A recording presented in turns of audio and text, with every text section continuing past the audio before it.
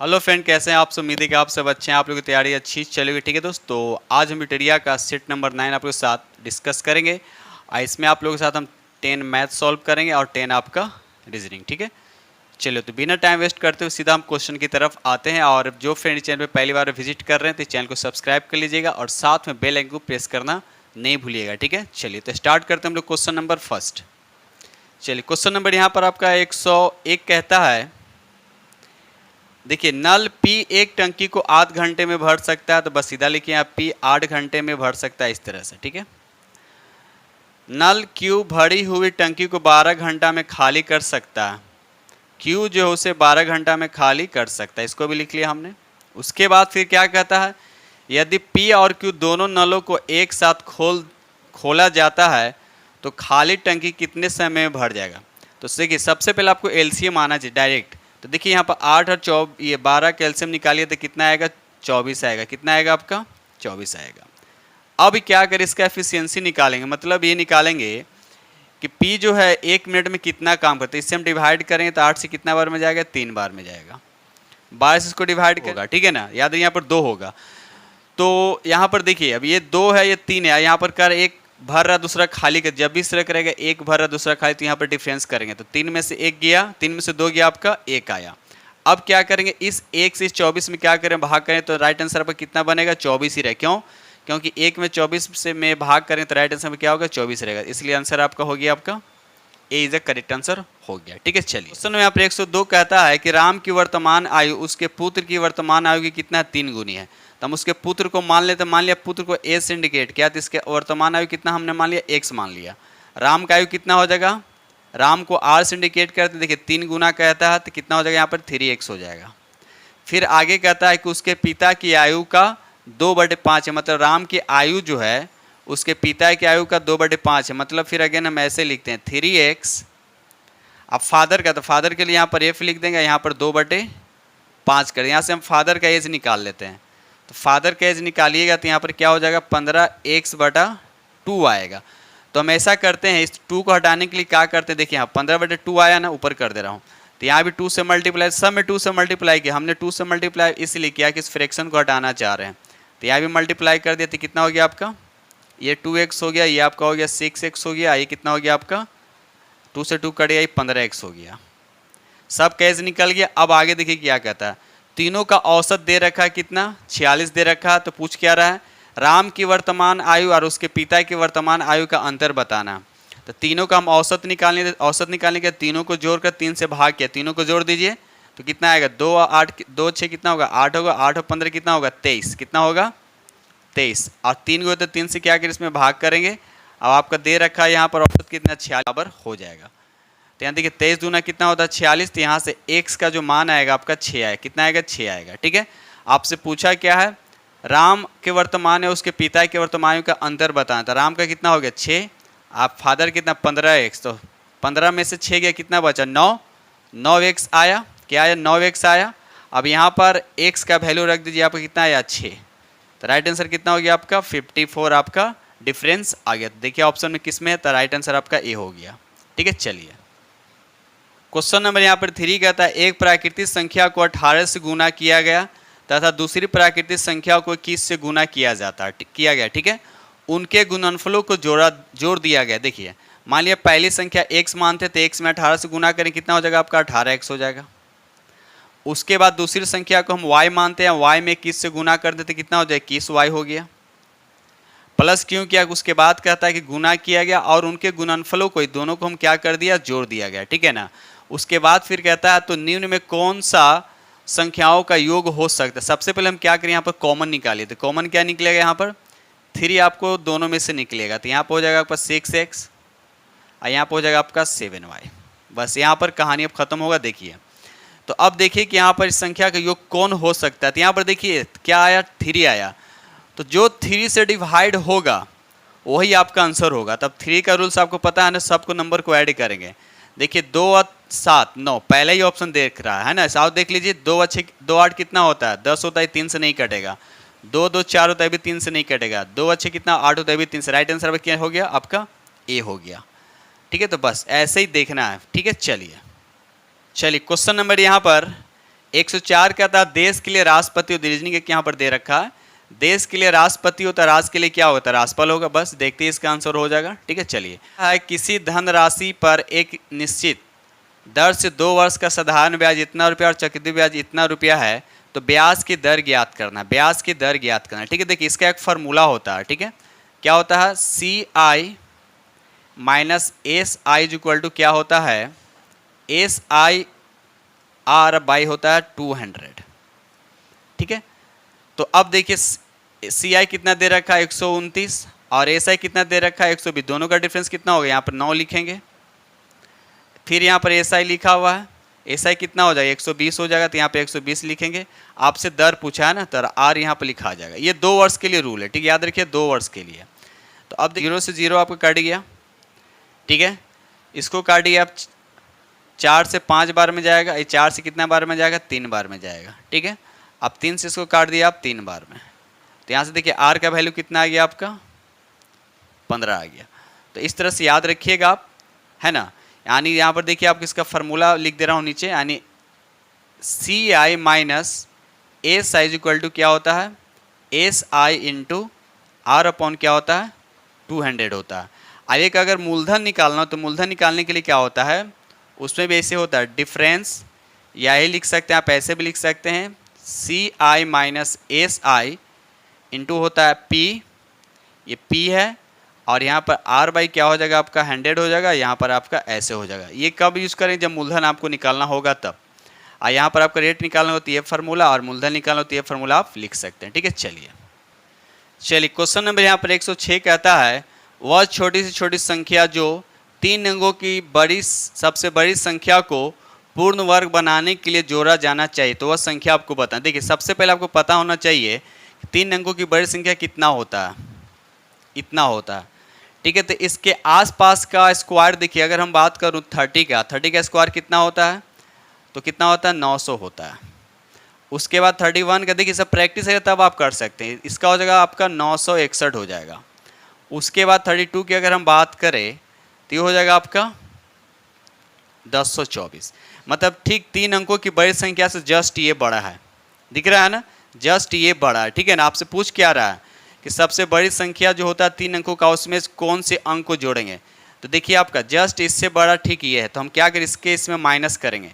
तो 1024 में से 999 को जब माइनस कीजिएगा तो आंसर क्या आएगा आपका 25 आएगा। क्या आएगा 25, मतलब ये हुआ कि 999 में हम जब 25 को ऐड कर देंगे तो ये आपका आएगा। ठीक है, यानी वह संख्या क्या बन जाएगा आपका पूर्ण संख्या, पूर्ण वर्ग संख्या बन जाएगा। तो राइट आंसर पर क्या हो जाएगा यहाँ पर सी हो जाएगा। ठीक है, चलिए क्वेश्चन नंबर 107 कहता है, एक वस्तु का क्रय मूल्य 214 रुपया है, इसकी कीमत पर 15%, 20% और 10% का क्रमागत 3 को छूट दिया जाता है। ठीक है, इससे 153 रुपया में बेचा जाता है। ठीक, उसके बाद फिर कह रहा है कि यदि इसे अंकित मूल्य पर बेचा जाता तो लाभ क्या होता। तो सबसे पहले हम क्या करेंगे, अंकित मूल्य निकालेंगे, और अंकित मूल्य जो आएगा उसमें से फिर इसको माइनस करेंगे तो आपका लाभ हो जाएगा। तो अंकित मूल्य कैसे निकालेंगे, यहाँ देखिए कितना बेचा जा रहा है, देखिए बनाने का तरीका, ये विक्रय मूल्य दे रखा है। ठीक है ना, तो अब देखिए 15% छूट का मतलब क्या हुआ कि 100 के सामान को कितना में बेचेगा, 85 में बेचेगा ना। तो देखिए जब भी अगर विक्रय मूल्य निकालना है तो एक विक्रय मूल्य ऊपर और नीचे होगा, तो मतलब 85 को नीचे लिखेंगे और जो फाइंड करने के लिए रहता है वो ऊपर लिखा आता है। तो मार्क प्राइस यानी अंकित मूल्य ऊपर लिखाएगा, फिर 20% का छूट दे रहा, मतलब बेचा कितना में 80 में, अंकित मूल्य ऊपर लिखाएगा। बात समझ में आया। 10% का छूट दे रहा, मतलब अंकित मूल्य कहाँ लिखाएगा, अंकित मूल्य ऊपर लिखाएगा और विक्रय मूल्य आपका नीचे लिखाएगा। ठीक है, चलिए अब इसको आप काट दीजिए। तो देखिए यहाँ पर 1 0 1 0 1 0 1 0 काट दे रहे हैं। ठीक है, उसको शॉर्ट में काट दे रहे हैं। यहाँ देखिए 9 से कटेगा 17 बार में, और 17 25 कितना होता है, ये 85 होता है ना। 5 से इसको काटिए आप कितना 20 बार में, और इसको 2 से काटिए यानी 4 से काटिए 2 बार में, इसको 4 से काटिए आप 5 बार में। ठीक है, उसके बाद यहाँ 2 से इसको काट दीजिए आप 5 बार, कितना आया आपका, ये 250 क्या आया आपका अंकित मूल्य आया। अब क्वेश्चन कहता है कि अब इतना में ना बेचकर उसको अंकित मूल्य पर ही बेचा जाता है, यानी इतना ही बेचेंगे तो प्रॉफिट कितना हो, खरीदा था कितना में 214 रुपया, बेच कितना रहा है 250 रुपये, फ़ायदा कितना का हुआ आपका 36 रुपया का। तो बस राइट आंसर आपका क्या हो जाएगा बी। ठीक है, चलिए क्वेश्चन नंबर 108 कहता है दो नल ए और बी एक टंकी को 12 मिनट और 16 मिनट में भर सकता है। मतलब ए जो है 12 मिनट में भर सकता है, बी जो है 16 मिनट में भर सकता है। ठीक है, यदि दोनों नल को एक साथ खोले जाते हैं तो कितने समय बाद नल बी को बंद कर देना चाहिए ताकि टंकी 9 मिनट में भर जाएगा। सबसे पहले हम यहाँ टोटल वर्क निकालें। टोटल वर्क का मतलब एलसीएम निकालिए। एलसीएम कितना होगा, 12 और 16 का एलसीएम कितना होगा, 48 होगा। अब एफिशिएंसी निकालिए, तो बर्चों का कितना हो जाएगा, बर्चों का 48, 4 ए का एफिशिएंसी कितना होगा, 4 होगा। 16 का एफिशिएंसी कितना होगा, 16 से भाग कीजिए, यहाँ पर 3 आएगा। एफिशिएंसी का मतलब होता है कि ए जो है 1 मिनट में 4 काम करेगा और बी जो है 1 मिनट में यहाँ पर 3 काम करेगा। अब देखिए आगे क्या कहता है, तो कहता है तो कितने समय बाद नल बी को बंद कर देना चाहिए ताकि टंकी जो है 9 मिनट में भर जाए। देखिए मान लीजिए यहाँ से कोई काम हो रहा है, ठीक है, यहाँ पर ऐसे ये हो गया फाइनल, तो यानी 9 मिनट का मतलब ये पूरा 9 मिनट में हो जाएगा। यहाँ पर आके बंद होने की बात हो रही है। ठीक है, तो कहने का मतलब क्या हुआ, ए तो पूरा काम करेगा ना, ए तो पूरा 9 मिनट काम करेगा। ए का एफिशिएंसी कितना है, 4 है, तो 9 मिनट में कितना काम करेगा, 9 चौके 36। ये कौन काम करेगा, इतना ए काम करेगा। बचा कितना काम आपका इसमें से 36, यानी 48 में से 36 यानी 12। अब ये 12 कौन काम करेगा, आपका बी करेगा। तो बी का एफिशिएंसी कितना, 3, तो 3 से यहाँ भाग कीजिए, हो गया आपका 4। यानी 4, यानी कह रहा है यहाँ पर कि बी को बंद कर देना ताकि 9 मिनट में भर जाए। कितने मिनट पहले बंद कर देना, 4 मिनट। राइट आंसर आपका क्या होगा, 4 मिनट। मतलब ये हुआ कि यहाँ से यहाँ हो गया आपका 5 हो गया, ये हो गया आपका 4, है ना। तो 4 मिनट बाद बी को बंद कर देना चाहिए ताकि 9 मिनट में टंकी क्या हो जाएगा, आपका भर जाएगा। तो राइट आंसर आपके यहाँ पर क्या हो जाएगा, आपका बी हो जाएगा। ठीक है, चलिए क्वेश्चन नंबर 109 कहता है एक धन राशि पर साधारण ब्याज उसी राशि का 8/25 है। यदि वर्ष की संख्या प्रति वर्ष दर की प्रतिशतता की संख्यात्मक रूप में क्या है, आधी है, तो प्रति वर्ष दर ज्ञात करना। देखिए यहाँ पर आधी कर, अगर आधी नहीं रहता तो कुछ नहीं, बस ऐसे करते 8/, ये, लेकिन आपको आधी दे रखा, तो आधी जब दे रखा तो 2 के ऊपर मल्टीप्लाई कर देंगे और उसके बाद यहाँ पर 100 से मल्टीप्लाई। ठीक है ना। अब इसको कैंसिल आउट कर दीजिए, आपका आंसर आ जाएगा। देखिए 2500 का कितना हो जाएगा आपका, जब ट्रिकी आपको पता हो तो आसानी से हो जाएगा। 2500 का 100 आई कितना होगा, 4 दूना 8, यानी 8 2 8 हो रहा है। यहाँ पर क्या आएगा, सिंगल 8 आएंगे, यानी आपका रेट कितना आ गया, आपका डी हो गया। राइट आंसर आपका रेट कितना हो गया, 8%, यानी करेक्ट आंसर डी हो गया। ठीक है, चलिए ऐसे बनाने। चलिए क्वेश्चन नंबर 110 कहता है किसी स्कूल में लड़कों और लड़कियों की संख्या का अनुपात 3:2 दे रखा। ठीक है, कहता है कि यदि 20% लड़कों और 25% लड़कियों की छात्रवृत्ति प्राप्त होती है, ठीक है, तो कितने प्रतिशत छात्रों को छात्रवृत्ति प्राप्त नहीं होती है। सबसे पहले देखिए हम क्या करेंगे, यहाँ बिल्कुल ईजी। यहाँ पर देखिए 3 दे रखा है और 2 दे रखा है, लड़का और लड़की। तो मान लिया कि बॉय जो हो गया आपका 3 न लिखकर हमको 300 मान लेते हैं, कोई दिक्कत नहीं है, क्योंकि रेशियो में तो ऐसे अलग कर सकते हैं। लड़की कितना है, 2 न मानकर हम उसको लड़की को क्या मान लेंगे, 200 मान लेते हैं। ठीक है, तो चलिए अब यहाँ से हम निकाल लेंगे 20। देखिए लड़कों को 20% को छात्रवृत्ति मिलता है, तो कितने को छात्रवृत्ति नहीं मिलता है, तो 80% को। तो हम 300 का 80% निकाल लेंगे। 300 का 80% निकाल लीजिए, ऐसे 0 से 0 कट गया, कितना आया आपका, यानी इतना को छात्रवृत्ति नहीं मिला। उसी तरह से लड़की का भी निकालेंगे, 25% को मिला है, मतलब 75% को नहीं मिला, तो इसका हम 75% निकाल लेंगे। 200 का ये हो गया आपका बॉय का, जिसको छात्रवृत्ति नहीं मिला, 240 का। अब गर्ल का निकालेंगे, जिसको छात्रवृत्ति नहीं मिला है, तो 25% को मिला, यानी 75 को नहीं मिला है। तो हम क्या करेंगे, 200 का 75% निकाल लेते हैं। 200 × 75 कितना हो जाएगा, यहाँ पर 100 हो जाएगा। 0 से 0 कट, यानी 150 आया। तो 150 को छात्रवृत्ति गर्ल्स में नहीं मिला। टोटल कितने को छात्रवृत्ति नहीं मिला, दोनों को ऐड कर दीजिए। तो ऐड कीजिए, कितना आएगा, 0 9 कितना आया, 390 आया। यानी 390 छात्रों को छात्रवृत्ति नहीं मिला। आपसे पूछा क्या है, परसेंटेज में बताना है। क्या बताना है इसको, परसेंटेज में। तो परसेंटेज में करने के लिए 100 से मल्टीप्लाई, और टोटल स्टूडेंट कितना है, यहाँ पर देखिए 200 और 300 कितना हो गया, 500। 500 इसको भाग कर दीजिए, तो 2 0 से 2 0 कट गया। ठीक है, अब इसको काट दीजिए, 5 से काटिए यहाँ पर, 5 सते 35 हो गया, 5 सते 35 बच गया यहाँ पर 4 यानी 8 आएगा। यानी 78% छात्रों को जो है छात्रवृत्ति नहीं मिला था। राइट आंसर आपका क्या हो जाएगा यहाँ पर? डी हो जाएगा। ठीक है, चलिए क्वेश्चन नंबर यहाँ पर 111 कहता है, देखिए यहाँ पर खाली स्थान आपको भरना है, क्या होगा? तो पहले हम टोटल काउंट करें। जब टोटल काउंट कीजिए तो टोटल कितना है? 1 2 3 4 5 6 7 8 9 10 11 12। तो जब इस तरह से रहेगा तो या तो 4 गुने 3 पे इसको तोड़ेंगे, पेयर बनेगा, या 3 इंटू 4 पे बनेगा, 3 इंटू 4 पे बनेगा। तो इसको हम 4 पे करके देख रहे हैं। ठीक है, तो यहाँ देखिए, अगर मैं 1 2 3 4 यहाँ से ऐसे खींच दे रहा हूँ, 1 2 3 4। अब देखिए यहाँ पर ऑप्शन में क्या है, देखिए यहाँ पर बी, अगर मैं यहाँ बी फिट कर रहा हूँ तो A double B A fit हो रहा है ना, तो यहाँ पर राइट आंसर आपका सब में बी फिट हो जाएगा। देखिए सब पैटर्न में बढ़ गया ना, A double B right answer क्या होगा आपका? बी हो जाएगा। ठीक है, चलिए आगे बढ़। चलिए क्वेश्चन नंबर यहाँ पर 112 का आता है, एक पंक्ति में ए बाएं ओर से 7वां है। चलिए बाएं ओर से 7वां, इधर से बाएं हो गया, यहाँ पर 7वें स्थान पर है। ठीक है, चलिए ये हो गया ए 7वें स्थान पे। बी दाईं ओर से 9वां है, दाएं ओर से 9वां है, तो इधर से दाएं से इधर से यहाँ पर ये 9वें स्थान पर है। कौन है यहाँ पे? ये बी है। आगे बढ़ते हैं। वे दोनों अपना स्थान अदला बदला का मतलब ये इधर आ जाएगा और ये इधर आ जाता है। ठीक है ना, जब अदला बदला कर लेते हैं तो अब बी बाईं ओर से यानी इधर से बाईं ओर से 11वां स्थान पे आता है। मतलब ये कहाँ चला? जब यहाँ पर आएगा तो इसका पोजीशन कितना हो जाएगा आपका? 11 हो जाएगा। ठीक है, आगे बढ़ते हैं। पंक्ति में कुल कितने लोग? बस सिंपल सा क्वेश्चन, कुछ नहीं, बस ये दोनों को ऐड करना है और 1 माइनस कर देने हैं। 1 इसलिए कि एक व्यक्ति 2 बार काउंट होता है, इसीलिए 1 माइनस किया जाता है।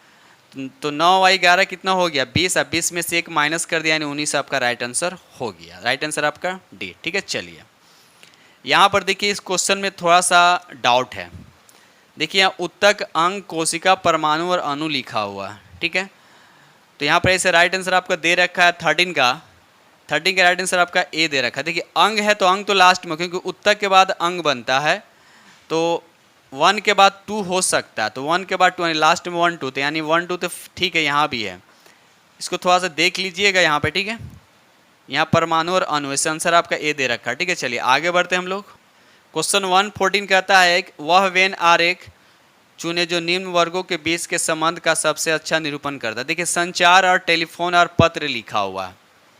ठीक है, तो पत्र का मतलब कि संचार का मतलब क्या? मीडियम हो गया, ये हो गया आपका संचार हो गया। टेलीफोन पे क्या होता है? बात किया जाता है, तो ये टेलीफोन हो गया। पत्र पे लिखा जाता है, तो ये हो जाएगा आपका ये। तो अब देखिए यहाँ पर ऑप्शन कौन मिल रहा है? ऐसे ऑप्शन यहाँ पर डी दे रखा है। टेलीफोन का अगर हम सिर्फ बात करने से, आप पत्र को लिखने से अगर हम कंपेयर करते हैं तो दोनों अलग अलग हो गया है ना। आंसर ऐसे डी दे रखा है, लेकिन मेरे हिसाब से ए होना चाहिए। ऐसे देख लीजिएगा, इसका राइट आंसर से डी दे रखा है, लेकिन ए होना चाहिए। ठीक है, चलिए आगे बढ़ते हम लोग अगले प्रश्न की तरफ। चलिए क्वेश्चन नंबर 115 कहता है, 1 और 1 दे रखा है और 6 6 दे रखा। तो यहाँ देखिए फिर 11 11 दे रखा, फिर 16 दे रखा। यहाँ देखिए गैपिंग कितना है, यहाँ 1 के बाद इसमें देखिए, 1 के बाद इसको ऐड कीजिए इसमें, इसको ऐड कीजिए इसमें, कितना आ रहा है? यानी 1 में 5 ऐड करेंगे तो 6 होगा, फिर यहाँ भी 1 में 5 ऐड करेंगे तो 6 होगा, फिर यहाँ 6 में अगर 5 ऐड करें तो ये 11 होगा, इस 6 में ऐड करेंगे 5 तो ये वाला 11 होगा। अगेन फिर यहाँ पर हम क्या ऐड करेंगे? 5 ऐड करेंगे तो कितना हो जाएगा? 16 हो जाएगा। अब अगेन इसमें हम फिर 5 ऐड करेंगे तो 21 हो जाएगा, यानी 16 21 देखिए किस ऑप्शन में था? राइट आंसर आपका बी हो जाएगा। ठीक है, चलिए आगे बढ़ते हम लोग अगले प्रश्न की तरफ। यहाँ देखिए आपका आगे फिर पासा वाला क्वेश्चन। तो इस तरह क्वेश्चन हम बहुत बार सॉल्व कर चुके हैं। ठीक है, देखिए जब भी इस तरह का रहेगा तो आप देखिए क्या फाइंड, 2 वाले फलक के विपरीत बताने। ठीक है, तो यहाँ पर देखिए कौन ऐसा है जो दोनों में मिल रहा था? हाँ बोलिए कि हाँ 2 दोनों में है। चलिए 2 को हमने यहाँ पर लिख दिया और उसके बाद क्लॉकवाइज इसको घुमाएंगे, मतलब 2 मतलब ऐसे, तो 2 लिया, उसके बाद 4 लेंगे, उसके बाद 1 लेंगे, तो 2 के बाद 4 लेंगे, उसके बाद 1 लेंगे। उसी तरह से यहाँ पर 2 लिया तो 6 लेंगे यहाँ पर और उसके बाद 5 लेंगे। आपसे पूछा क्या है कि 2 का विपरीत क्या हुआ? तो देखिए 4 का विपरीत 6, 1 का विपरीत 5, तो 2 का विपरीत क्या, जो नहीं दिख रहा वही इसका राइट आंसर होगा, यानी 3। यानी 2 के विपरीत में क्या होगा आपका 3, राइट आंसर आपका बी। ठीक है, चलिए क्वेश्चन नंबर 117 का था, निम्नलिखित में कौन सी संख्या दी गई श्रृंखला में प्रश्न चिन्ह का स्थान लेगी।